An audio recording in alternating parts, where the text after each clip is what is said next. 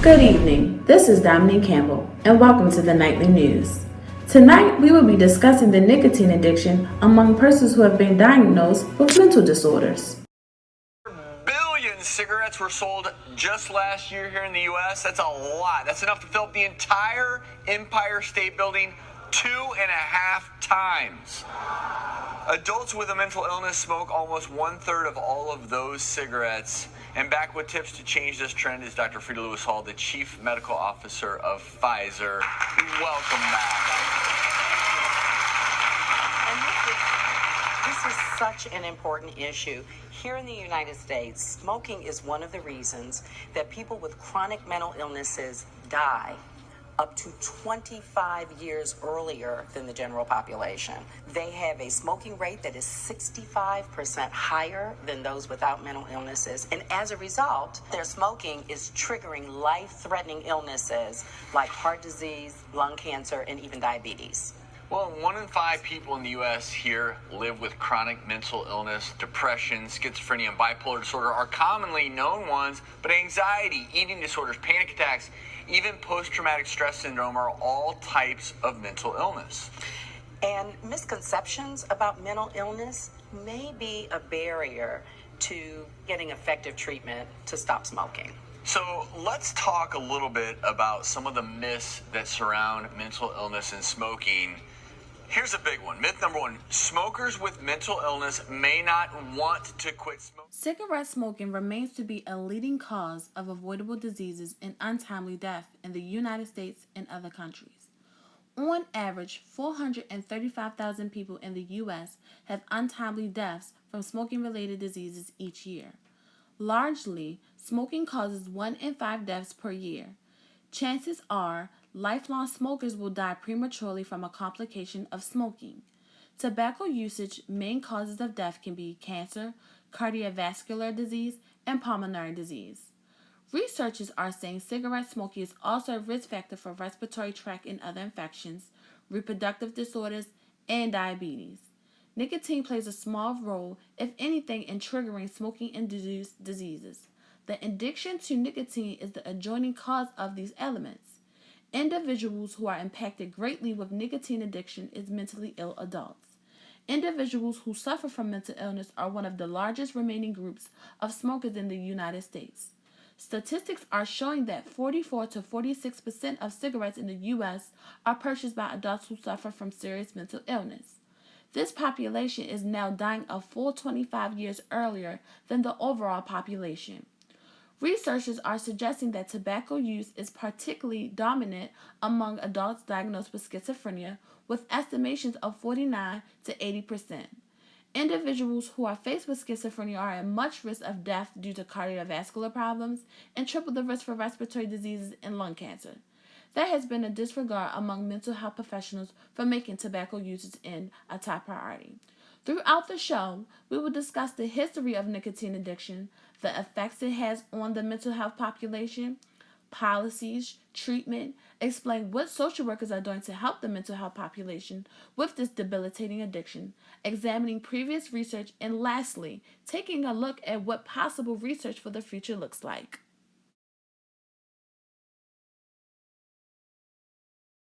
It is shared knowledge to everyone that nicotine is at the heart of cigarettes and tobacco. Unfortunately, this content typically leads to addiction to nicotine. Because of the addictive traits, many smokers really rely on it. Let's get into a brief history of nicotine and the effects it can have on persons with serious mental disorders. Nicotine was founded in the tobacco plant by French ambassador in Portugal, Jean Nicot. From his name came the Latin name for the tobacco plant, Nicotina tabacum. The nicotine was isolated from the tobacco leaves in 1828, but the prevailing effects of nicotine were already known. The tobacco plant was a native to America and it was used as a medicine and stimulant that goes back 2,000 years. Tobacco was a recommended remedy for all types of suffering, such as headaches and toothaches, to more serious problems like cancer. Nicotine was later on introduced over in Europe in the form of cigars and pipers. Individuals believed it was a powerful medicine and that it might cure the plague, while some felt it was foul and evil habit. But the late 1600s, nicotine became a cash crop in Europe and in the southern colonies in America. Historians believe the colonies couldn't thrive without the money from this toxic crop. While many were enjoying tobacco, others felt that it may not be as healthy. Some physicians, such as Tobias Veneer, noticed that people began to develop a habit and it could possibly become dangerous. Tobacco became significant for local economies, but also for the national government because it could tax the habit. But it wasn't until hundreds of years later, during the 1900s, when people would become aware of the unbelievable dangers they were involved in by smoking tobacco. It wasn't until then society would know that tobacco wasn't curing sicknesses, but aggressively contributing to deaths of multitude of users and impacting the lives around the world. Nicotine dependence can have a huge impact on the lives of individuals who are diagnosed with a mental disorder. The individuals who are diagnosed with a mental disorder experience worse physical health than the general population. They experience a rate of 2 to 3 times the death and disease from leading chronic conditions such as cardiac and respiratory diseases. Individuals with mental disorders are dying between 20 to 30 years sooner than they should. For example, adults who are diagnosed with depression and schizophrenia are linked with significant increased rate of mortality from all diseases and reduced life expectancies. Nicotine dependence doesn't just impact the physical health of this population, but it also has its bearings on stability of the individual. Mental illness adults are faced with poverty and community exclusion. Clients with mental disorders may choose to fund their tobacco usage over purchasing food or paying bills. They also buying tobacco on limited income. It also was founded that tobacco usage can alleviate some of the symptoms of ADHD and may counteract depression.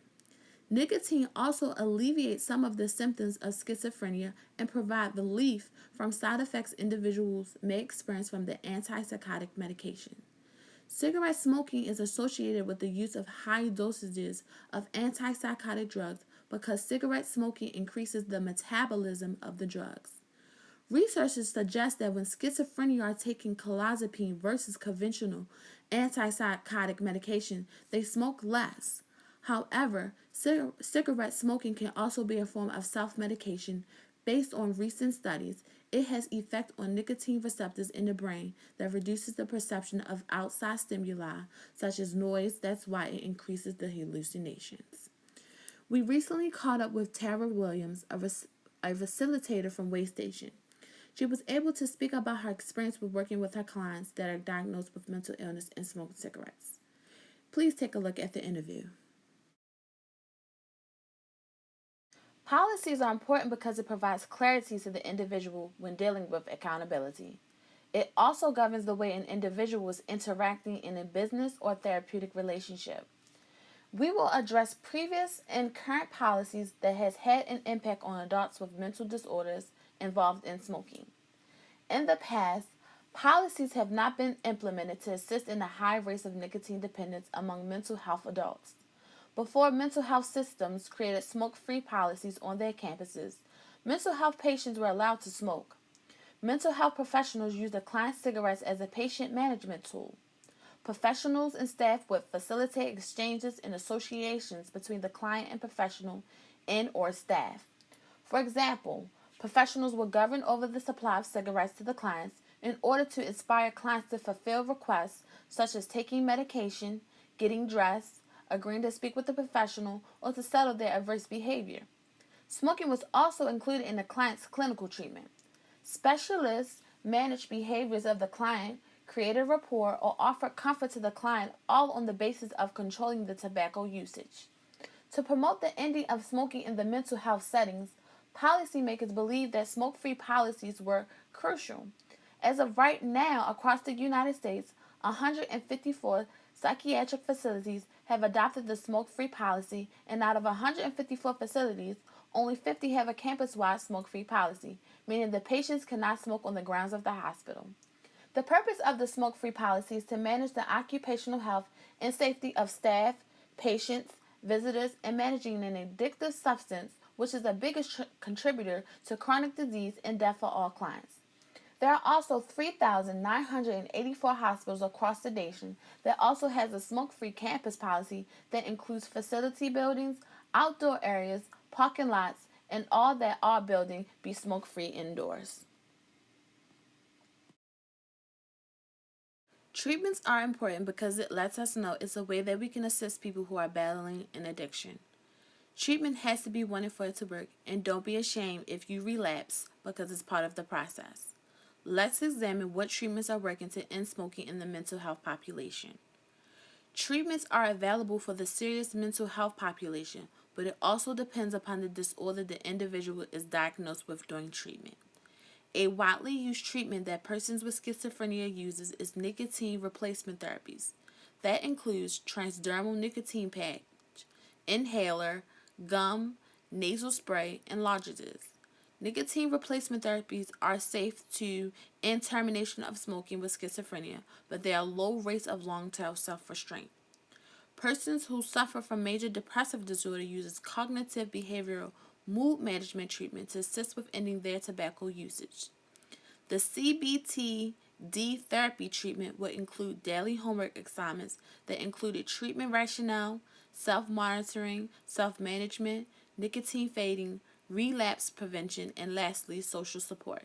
The cognitive behavioral depression doesn't just deal with just trying to end smoking, but it also ends with the symptoms of depression. Social workers are game changers, and they are put in place to make the quality of one's life better. Let's see what social workers are doing for this population.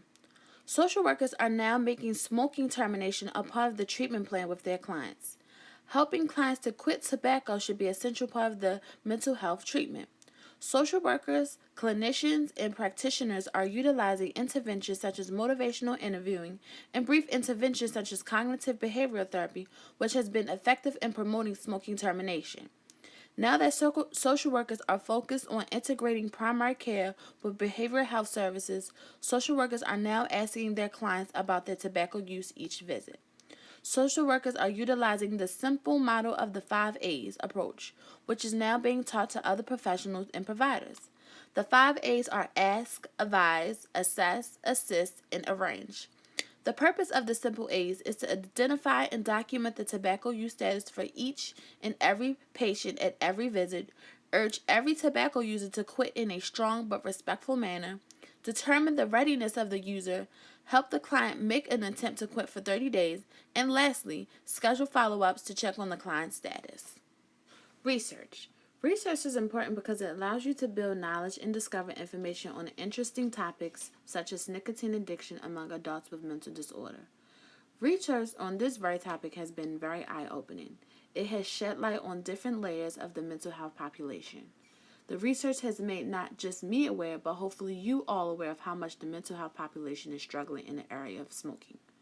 Future research is currently being created on this topic in reference to the impact smoking can have on the antipsychotic medications and the symptoms of mental health disorders. Research is also being completed on treatments that can also end smoking for this population. I hope after watching this, you are able to walk away knowing more about the impact nicotine addiction have on adults with mental disorders. My name is Dominique Campbell. This is Nightly News.